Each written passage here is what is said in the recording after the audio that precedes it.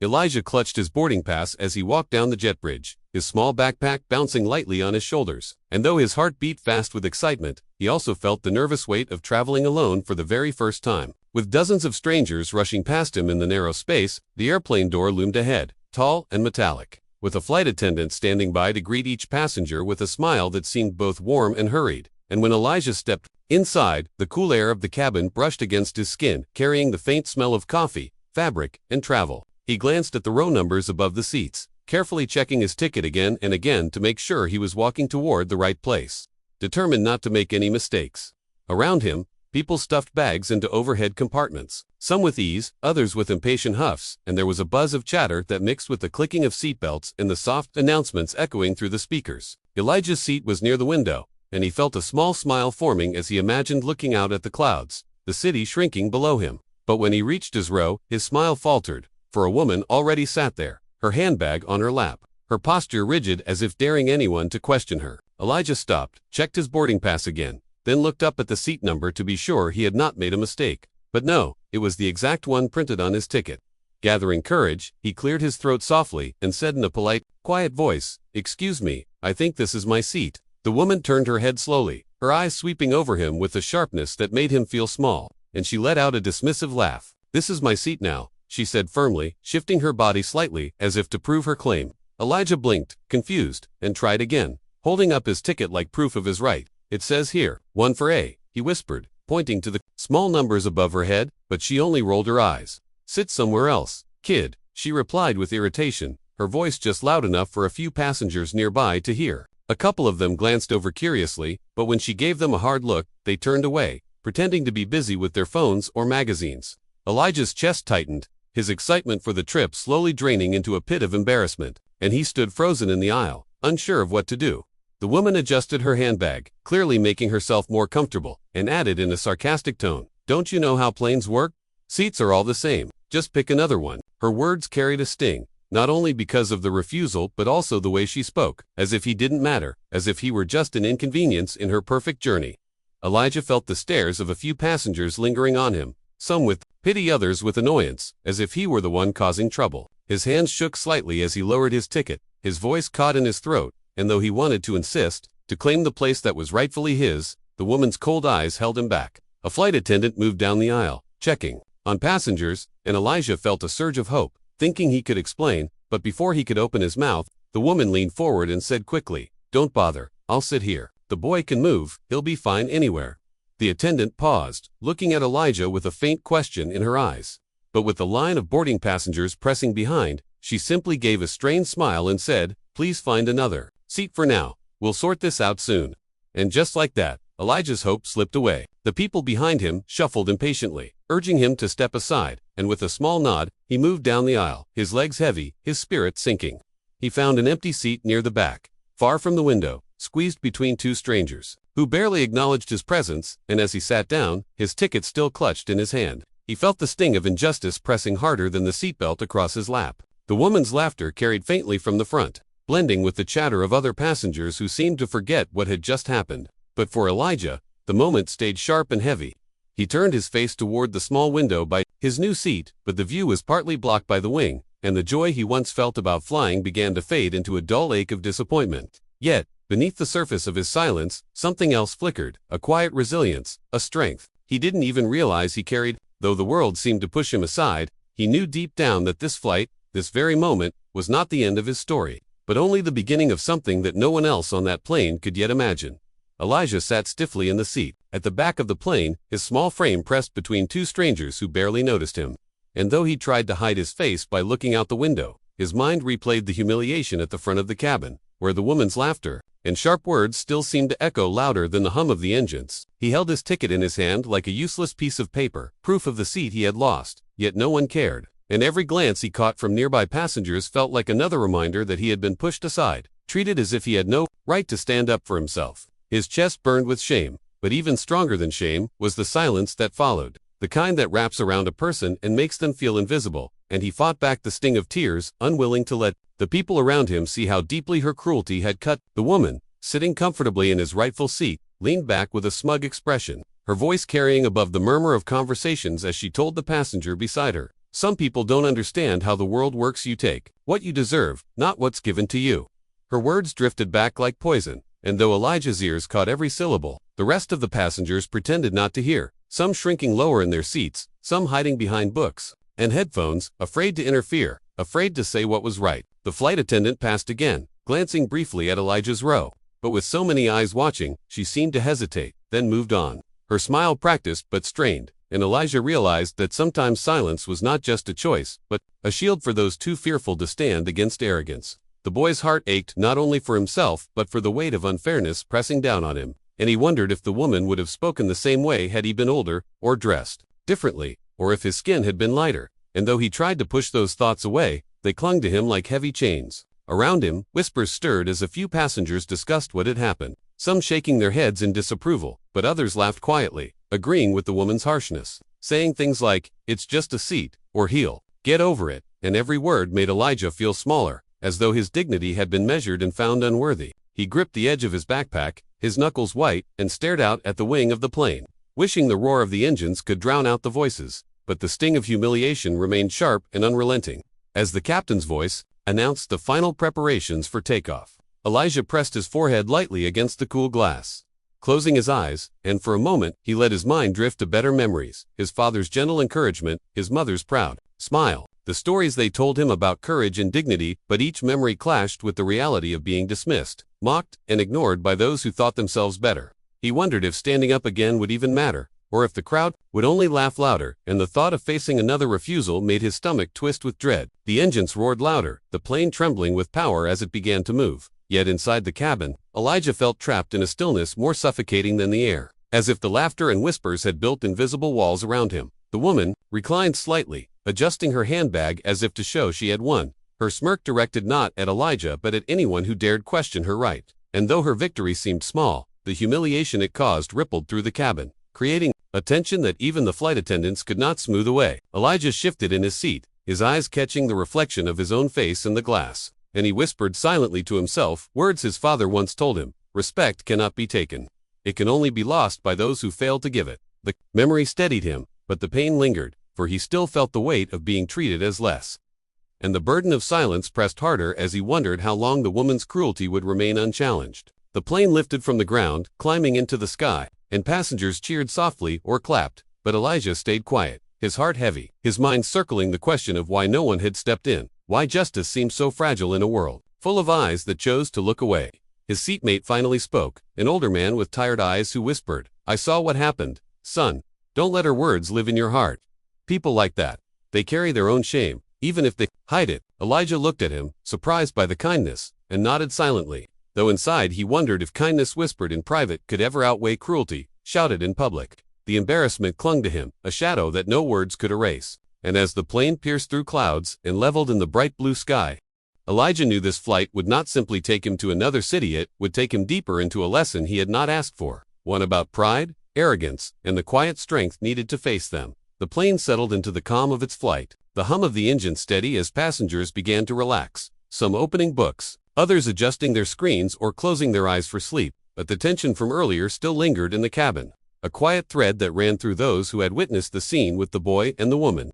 Elijah sat silently near the back, his eyes fixed on the clouds beyond the window, the sting of humiliation still fresh, though his face remained calm, hiding the storm of thoughts that churned inside. He did not notice at first when two flight attendants stood near the galley, speaking in hushed voices, their eyes flicking toward him now and then, their tones urgent yet careful. One of them, a young woman with sharp eyes, leaned closer to her colleague and whispered, "Do you know who that boy is? That's Elijah Hayes. He's the son of Mr. Hayes, the man who owns this airline." Her words were soft, but in the stillness of the cabin, they carried farther than she realized. Caught by the ears of a man in the nearby row, who immediately stiffened, his expression changing from indifference to surprise. He leaned toward the passenger beside him and muttered, "Did you hear that? The boy. He's the owner's son." And just like a spark in dry grass, the rumor began to spread, moving row by row, whispered from one curious mouth to another, each retelling laced with shock and disbelief. Eyes that had turned away from Elijah before, now turned toward him with curiosity, some wide with regret, others with sudden admiration, as if the boy had transformed in their eyes simply because of the name tied to his blood. The whispers grew stronger, slipping through the air like a current, until even those who had been dozing opened their eyes to the buzz. And the woman in the front, the one who had taken his seat, finally caught fragments of the murmurs. At first, she ignored them, convinced they were nothing more than idle gossip, but as more and more faces turned toward the back, as more and more lips shaped the name Hayes, her posture stiffened and she straightened in her seat, the smug smile she had worn beginning to falter. She glanced around nervously, her hand tightening on her glass, her heart quickening as the truth pressed closer with every whisper. And when she finally turned her head toward the aisle, her eyes met the steady gaze of a man across from her, who said, in a low, deliberate voice, "Do you know what you've done? That boy is the owner's son."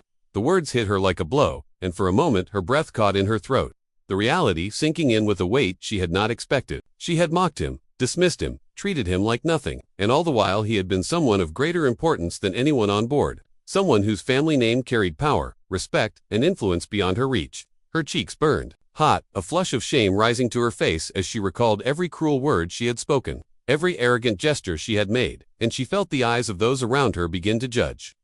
Not with silence but with disapproval that cut sharper than knives. Elijah, still in his seat at the back, remained unaware of the storm building in the front rows, his gaze fixed on the endless horizon of sky. But the murmurs soon reached his ears too, and though he tried not to react, his heart skipped, and his chest tightened with a mix of emotions he could not easily name. He had not wanted his father's name to protect him, had not wanted respect only because of who he was related to, and yet, hearing it whispered, seeing the sudden shift in the passengers' attitudes, reminded him how quickly the world judged, based not on character but on status. The whispers swelled until they became an unspoken truth in the cabin, and the woman could no longer hide from it. Her arrogance dissolved, leaving her with nothing but a gnawing fear of the consequences her actions might bring. She leaned forward, her voice trembling now, as she asked the flight attendant who passed, "Is it true? That boy, is he really Mr. Hayes' son?" The attendant gave her a measured look, nodded once, and moved on, and that small confirmation shattered the last of her confidence, leaving her exposed before the entire plane. Around her, passengers exchanged looks of pity for Elijah and disdain for her, their whispers now edged with judgment as they recalled how quickly she had stolen his seat, how cruelly she had dismissed him, and how loudly she had laughed. The woman tried to compose herself, straightening her dress, forcing a smile, but it was no use. The truth had spread too far, and the shame clung to her like a shadow. For the rest of the flight, she sat stiff and silent, her earlier victory turned to bitter regret, while at the back, Elijah continued to stare out the window, unaware of just how much the tide of opinion had turned in his favor. Yet beneath the surface, suspense lingered. What would happen when the truth reached even further, when the boy's identity was not only whispered but acknowledged by those in charge? And how would the balance of respect and shame shift when the quiet dignity he carried met the weight of his father's name? The whispers had grown into a steady hum that filled the cabin, and though no announcement had been made, it was clear that nearly everyone on the plane now knew the boy at the back was not just another passenger but Elijah Hayes, son of the airline's powerful owner. And as the truth spread,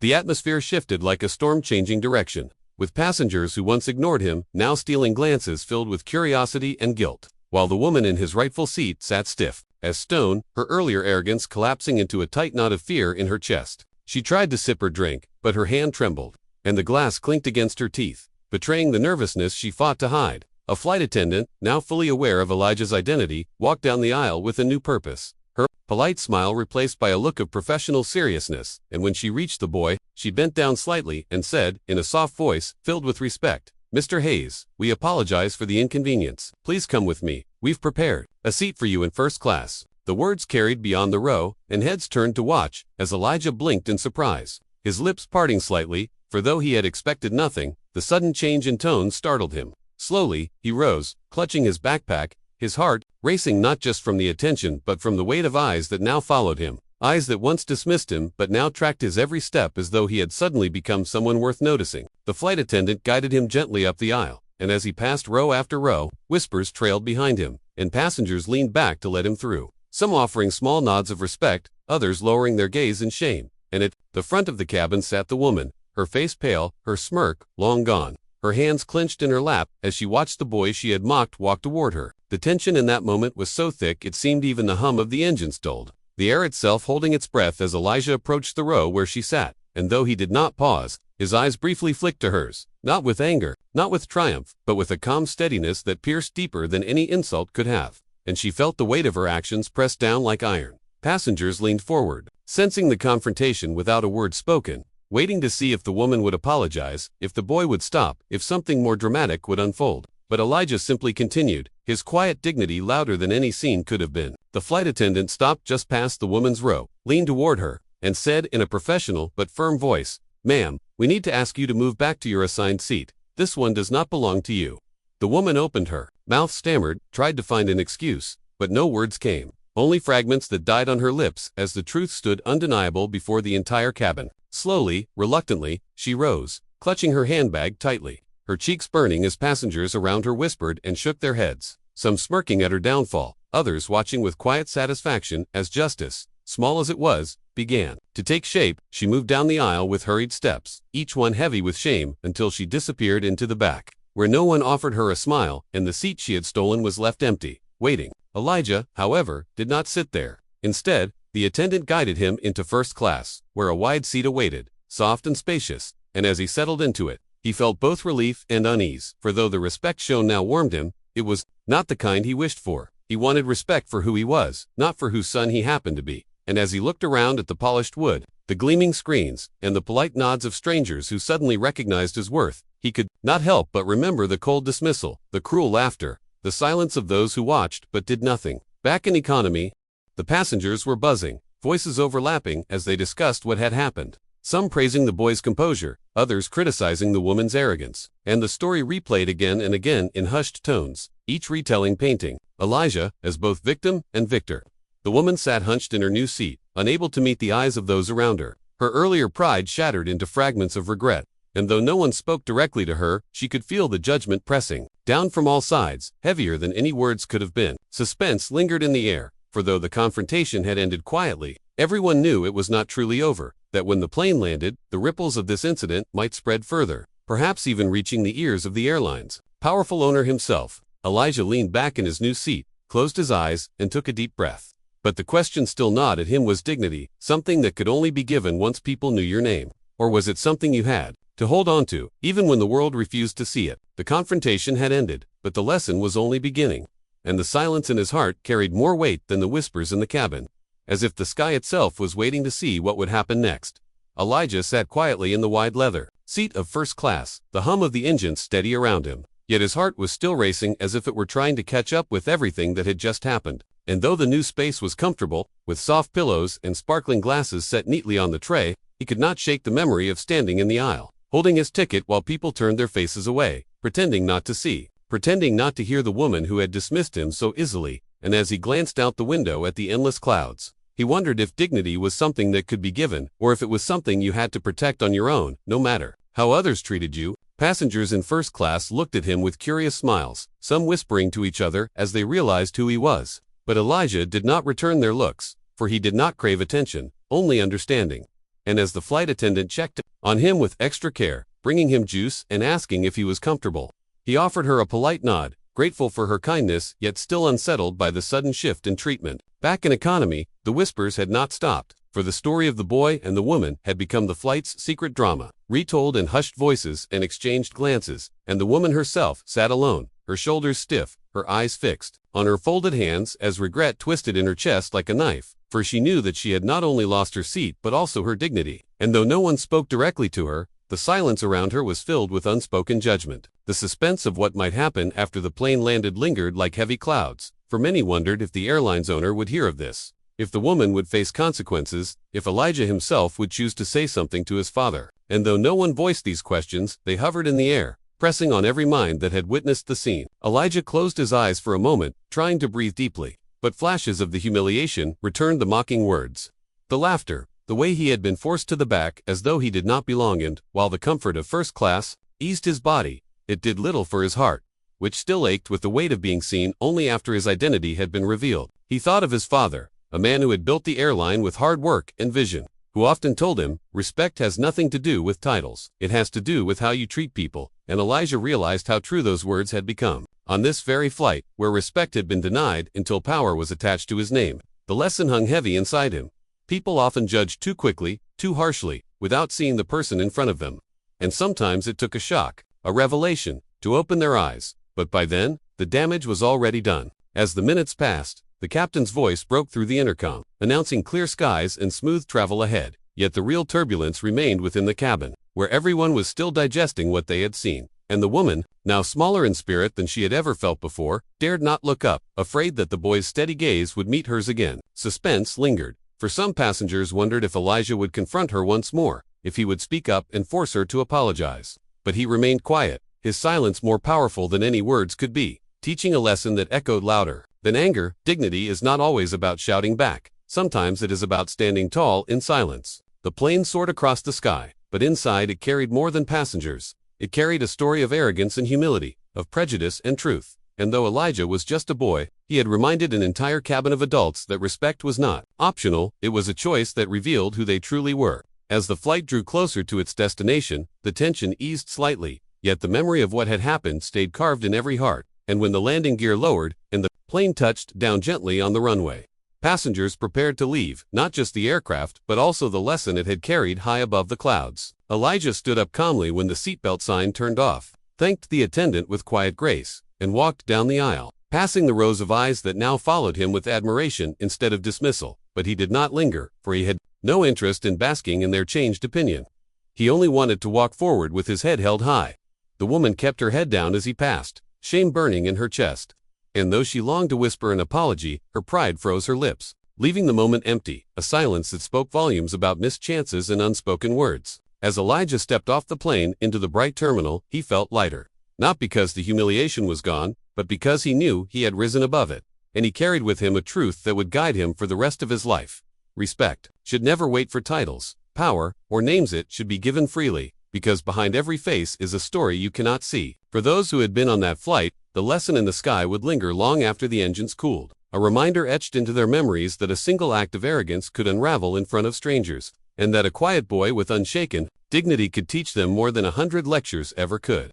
And as Elijah walked away, the world outside bustled as usual, unaware of the small storm that had passed thousands of feet above. But for those who had witnessed it, nothing about how they saw others would ever be quite the same again.